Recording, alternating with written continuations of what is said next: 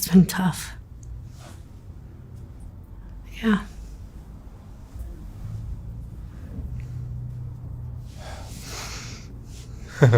All right, Rose. Hi. Rose, where are you from originally? I'm born and raised in Los Angeles, California. Tell me about your family. Well, I am the second child of my mother's, only child of my dad's. They both work in the television industry when they were working, and I guess that's how they met. And they both had a penchant for loving cocaine, so that kind of formed like Voltron, you know? So that's what they did, and my mom had a son prior to me from her first husband early on. He was 11 years older than me, my brother is. And then I'm my mom and dad's only child. Yeah. And they divorced. They separated when I was 4. Among some really intense fighting from what I can recall. Like it's weird how you can remember like certain core memories that aren't even that significant in nature, but they just are kind of etched into your... Even at a young age. Yeah, oh my God. You wouldn't even... People say you can't remember things like that far back. I remember things, certain traumatic events from like age of 3, honestly. But we'll get to that, I guess. How would you describe your childhood in general? Traumatic. I didn't really have much of a childhood because I was sexualized very early on, and I had to kind of grow up too fast. Who did that to you? My maternal grandfather and my mom's other child, my half-brother. Yeah. And it changes your life forever, doesn't it? Yeah. It took me a long, long time. I'm 43. It took me a long time to kind of, God, it's such a crazy story, dude. It's so crazy of how it all happened. But okay, so my mom's son is 11 years older than me. And he started touching me when I was 3. And so I think the first person to touch me, though, was my mom's dad, my grandfather. He was a wicked man, just evil, wicked. And I remember it so vividly. It was Easter Sunday. I was wearing my Easter dress. I remember it clear as day. I don't know how I remember something so early on, but look, I fell asleep on their couch after like hunting for eggs or something. And I woke up to being touched. And I just kind of didn't really, I kept my eyes shut because I was really scared, I remember. And I don't really remember too many like of the episodes after that from that early on, but that one kind of stuck out in my brain. And, you know, it's weird, unbeknownst to each other, my brother also started touching me around the same time, you know?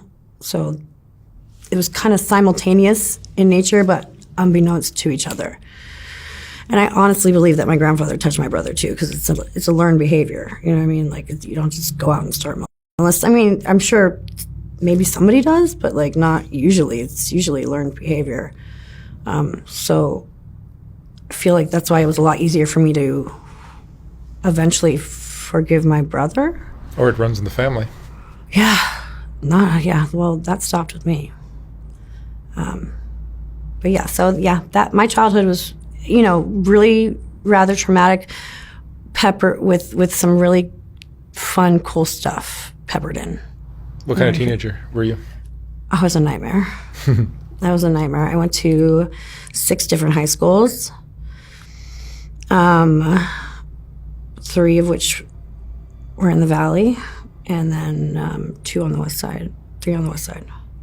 And in the end, because I'd gone to so many schools, I messed up my transcript so much. Like a week before actual graduation, they told me that I didn't have enough credits, and I was just like, this. At that point, I was already going to raves. It was like the late 90s. I was like, I'm going to the desert in the middle of nowhere with people that I don't know and having a great time instead. So, and I was a nanny, so I didn't even really worry about any of that. Like, they didn't care if I had a high school diploma. Yeah, they asked, but like, they're not really checking, you know? Like, if I have a diploma, it doesn't really matter. Do you vibe with the kid? Are you a safe person? You know? I'm really good with kids. It's kind of weird. Like, they all love me. Do you have kids of your own? I have one son. He's 14. He's amazing. You were there to raise them? Yes. I've been there, you know, since he was born, and the only time that I wasn't was when I was pretty messed up and making selfish choices. You know what I mean? Choosing, you know, substance use above him, or a guy above, or love, you know what I mean? Like, and because of that, like, I feel like I missed some stuff. And when he really needed me, because the kid's been through it, you know. He lost his dad early on. How did he lose his dad? What now? How did he lose his father? Oh, it was an overdose, an accidental overdose. And it was really sudden and hard to explain to him at the time.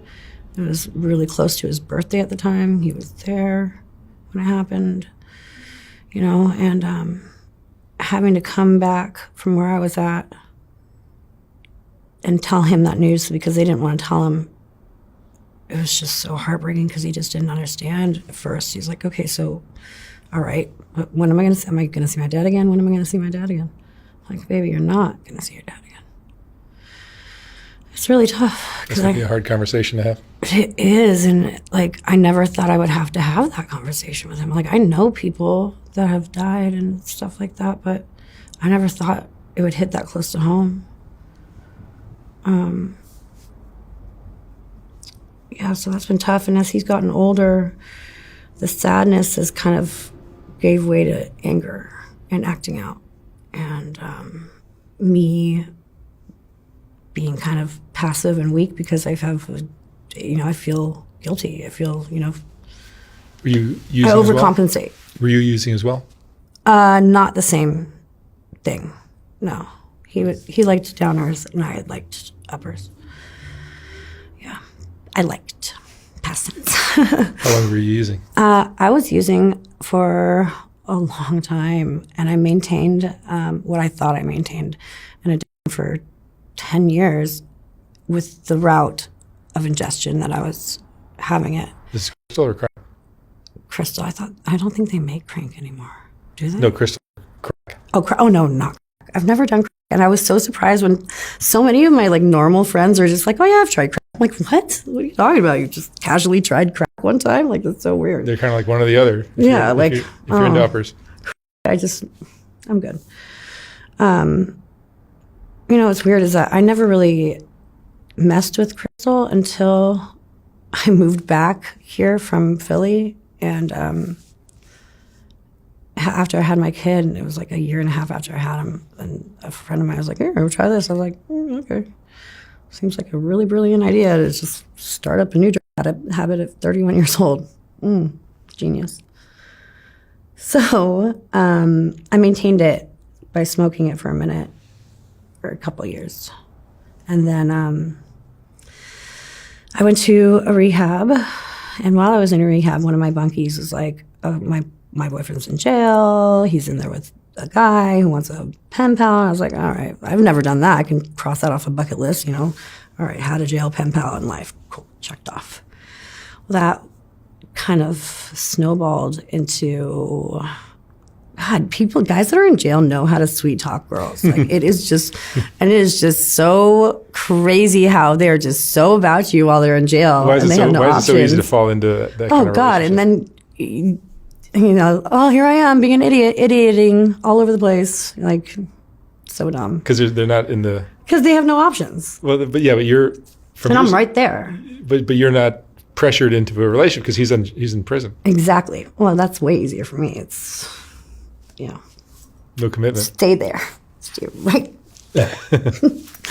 Yeah. So, but here's the thing: is that he did get out.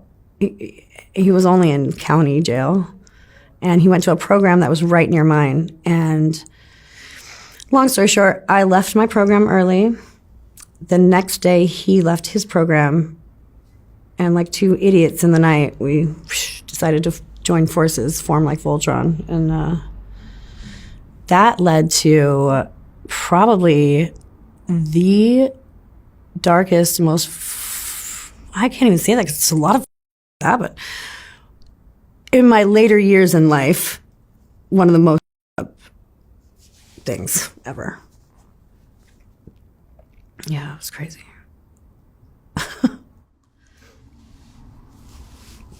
When you were young, did you have dreams of doing something with your life? I did, but I always was kind of, I always felt kind of, up until high school, like a follower, not so much a leader. Like I really cared about everybody liking me. I was bullied a lot in school. My kid has the total opposite school experience, so I'm really happy about that. Like he's one of the more popular kids in school, and I'm just like, oh, thank God that he didn't have to go through like the same experience, because it was so bad that I knew how to like hustle the nurse in order to get home, to have a fever to go home. Like the routine was, you give me the thermometer, I'll have a stomach ache, they'll give you a thermometer. It's one of those flat ones. And so I knew that if I said I had to go to the bathroom, I would walk by a coffee maker. Coffee maker's hot. Press that sucker against there for just enough time. It'll read high. You can go home, right? Like the caveat to that is I knew the person 99% of the time who was going to be picking me up was going to be my grandfather, usually. So something had to be really bad in school for me to like weigh the options and be like, getting bullied, staying in school and getting bullied. I'm going to choose getting bullied. Probably. Like, it was pretty tough.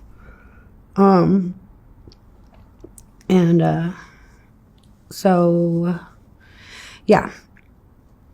That's what it was. And how many years were you using? 13. Okay, yeah. So then back to that story. Sorry. I think I ADHD and I squirrel off. I'm sorry. So we met up and decided it would be a good idea to live out of my car in Ventura. For whatever reason, that seemed like a brilliant idea. So that's why, like, God. Okay, so I swore I would never use needles, especially after my son's father died that way. But I let that man stick a needle in me for the first time. And it was the most amazing, worst thing I've ever done in my life. I mean, yeah, that's the only way I can describe it. The most amazing, worst thing you've ever done. Yeah. And it was over from there. Like, nothing makes you lose everything quicker than banging men. Like, that's just, here, just throw it in the garbage right now, because you're not going to have it for very long. It's going to be gone. And my parents, thank God, rightfully so, they decided to take guardianship, temporary guardianship of my son. And at the time I was really mad because I felt betrayed, but like they're just doing what they needed to do to protect him, you know, like, and thank God for them, because he could have been in foster care, and if they, you know what I mean? Like, it could have been all bad. So I'm thankful for that, but it got bad before it got better. Yeah. What do you think was your lowest point? Slamming meth in the Ventura River bottom and getting the shit kicked out of me by a douchebag. Like, what am I doing? Yeah, that's probably the lowest. Yeah, I realized, like, okay, this has got to change. He almost killed me one time. Like, he would flip out out of nowhere. This was the guy from prison? Yeah. Yeah, that was the pen pal bucket list The dude. pen pal. Yeah, yeah, genius idea of mine. Yeah, he would do that. He would slam, and he would get like Charles Manson eyes, like legit Manson eyes. It was terrifying, and he would just beat the shit out of me, and I would just allow it. Like, so unlike me, because it's so not like me. It's so like, if you hear the rest of like so many layers, I'm not the one to put up with that shit. Like, that's just all my friends were just like mind boggled. What the did you do? What? You let somebody hit you? Like, that's crazy. Yeah, so it was that, and I got out when he almost killed me that night, and I went straight to a rehab, my second rehab, and I've been, yeah. But you somehow climbed out of that. I did. I had to surrender, you know? I guess. I still don't get it. I don't know. People say that they get it, and like, I don't know if anybody ever really gets it. You know, like, I think everybody still kind of questions themselves a little bit, at least, even if they have it all together. You went to a rehab? I did go to the other rehab, but what really worked for me the best was sober living. Because I had to kind of like, you know, the rehabs I went to were state, they took Medi-Cal or whatever the state insurance is. And when I had to start paying for my own recovery, like, I had to pay to be in the sober living. And once I had to start, it came out of my pocket and stuff, I started taking it more seriously. I feel like it was kind of weird.